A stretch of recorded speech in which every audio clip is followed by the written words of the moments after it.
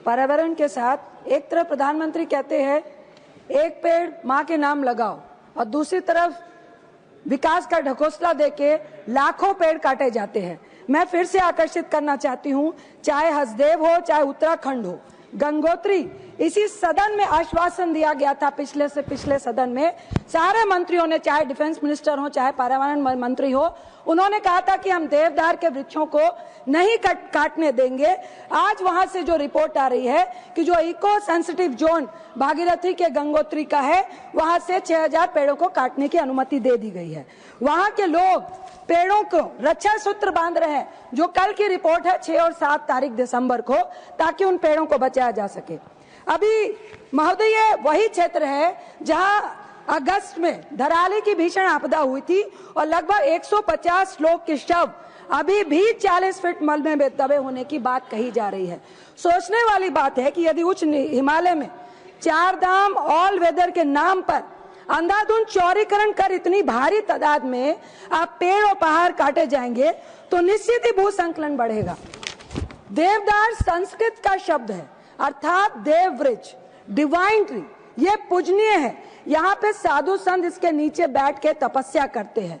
यही नहीं, ये हिमालय में पावन आध्यात्मिक वातावरण का भी निर्माण करता है।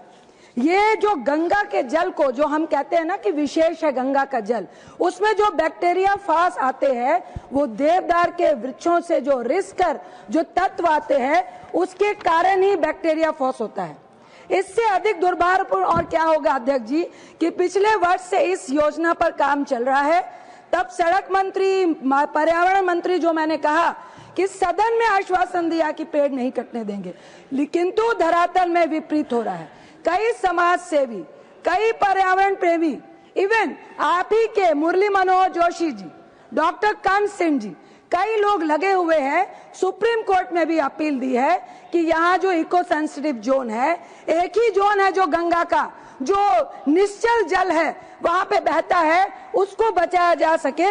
लेकिन आप यहाँ कुछ बोलकर जा रहे हैं और वहां पे जाके आप विकास के नाम पर तबाही का काम कर रहे हैं। मैं लगातार देख रहे हैं कि हिमालय में चौड़ीकरण लगातार असफल हो रहा है।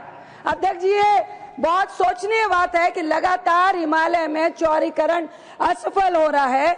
सेना और यानी यात्री भू संकलन आपदाओं के नीचे आ रहे हैं। आप एक तरफ कहते हैं कि भाई सेना के लिए जरूरत है और सेना का रास्ता ही कई महीनों तक भू संकलन के कारण बंद रहता है, तो ये किसके कारण, किसकी शय पर इस तरह का विकास आप कर रहे हैं? एक तरफ अभी हमारे माकन साहब कह रहे थे ना, अरावली को सतनाम